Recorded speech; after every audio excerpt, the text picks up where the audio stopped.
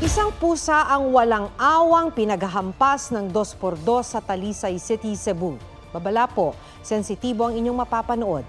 May report si Fe Marie Dumabok ng GMA Regional TV. Sa kuha ng CCTV, habang kumakain ng pusa, bigla na lang itong pinaghahampas ng tatay ng bata. Inutusan lang pala ng tatay ang kanyang anak na mag-abot ng pagkain sa pusa. Bago niya ito hatawin ng 2x2. Namatay ang pusa. Galit na galit ang may-ari ng pusa nang makita ang nakuna ng CCTV. Pagtanaw na ako sa akong live CCTV, ako gid aktual nakakita. Huwag masumbong ako mga tao. Para sa kuwas, maglagot gid ko. Napulot lang daw nila sa daan ang pusa at 4 na taon na raw na nasa kanila. No, kasi itong suspect na to ay may personal grudge accordingly dito sa ating may-ari po ng alagang hayop po. And at the same time, tinitignan din po natin yung isang anggulo na kasi itong suspect na to ay dating tanod. So, meron siyang ugali na mainitin daw ang ulo. Ayon pa sa may-ari ng pusa, sinisisi ng suspect ang kanyang pusa sa pagkamatay ng alaga nitong pusa. Kung nag-review na ako sa CCTV, wala man sara akong kiring. Sinubukang kunan ng pahayag ang suspect pero wala ito sa kanilang bahay. Fe Marie Dumabok ng GMA Regional TV. Nagbabalita para sa GMA Integrated News.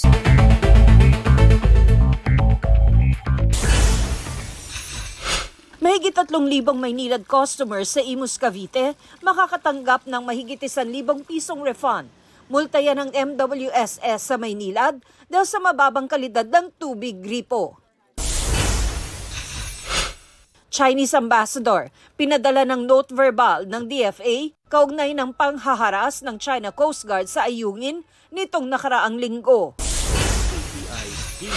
2.3 billion peso mega hemodialysis building itatayo sa National Kidney Transplant Institute. Magkakaroon nito ng hanggang 220 dialysis stations. Tina Panganiban Perez, nagbabalita para sa GMA Integrated News.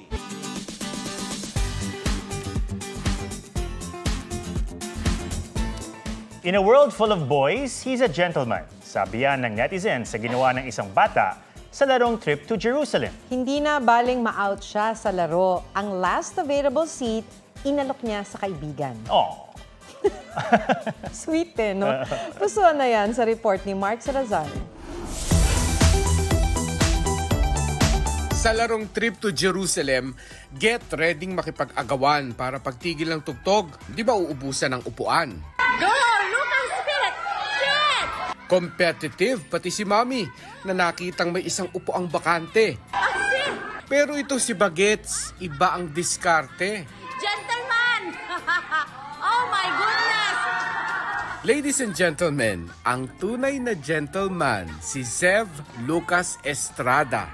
Kwento ni Mami Raisa Camu, year-end party ito ng kanilang school. At sabi ng anak, wala raw kasing upuan ang kanyang kaibigan kaya inalok niya ang vacant chair. Dito na lahat nag-cheer, kinilig pati si teacher. Agad nag-viral ang sweet gesture ni Lucas. Super proud din si Mami sa ginawa ng anak na sadyang mapagbigay daw. Talo man sa laro, waging-wagi naman si Lucas sa kabutihan ng puso. Mark Salazar, nagbabalita para sa GMA Integrated News.